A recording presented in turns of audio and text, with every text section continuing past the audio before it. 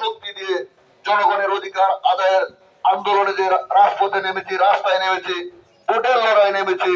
জনগণের বিজয় নিয়ে ইনশাল্লাহ আমরা ঘরে ফিরবো ইনশাল্লাহ। প্রিয় ভাইরা, আগামী এই কয়েকটা দিন রাত পরিশ্রম করে ইনশাল্লাহ 12 তারিখও সকাল থেকে সারাদিন ভোট কেন্দ্র পাহাড় দিয়ে ভিতরে বাইরে যারা থাকবে মা বোনদেরকে কেন্দ্র নিয়ে বিজয় করে নিয়ে আমরা ঘরে ফিরবো ইনশাল্লাহ। আমরা আসুন একটা সুন্দর সমৃদ্ধ গাজীপুর 5 গঠন করি এবং সকলকে আমি সাথে সাথে আহ্বান করছি যারা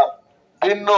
দল নিয়ে প্রতীক নিয়ে নির্বাচন করছেন, আমাদের নির্বাচনী পরিবেশ সুন্দর থাকুক, সুস্থ থাকুক এবং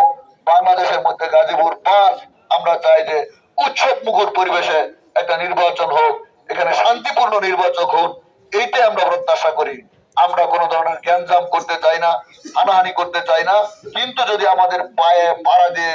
আমাদের অধিকারকে ছিনিয়ে নিয়ে যেতে চায়, এজন্য আমরা শক্ত করে বলছি সেইখানেও এক বিন্দু ছাড় আমরা দেব না ইনশাল্লাহ। আমাদের কিছু সাধারণ ভোটাররা তারা একটা পোস্ট দেয় যে তারুণদের প্রথম ভোট ইনসাফের পক্ষ, একটা দল অধিনায়ক একটা দাঁড়িয়ে কথা বলা হয়েছে।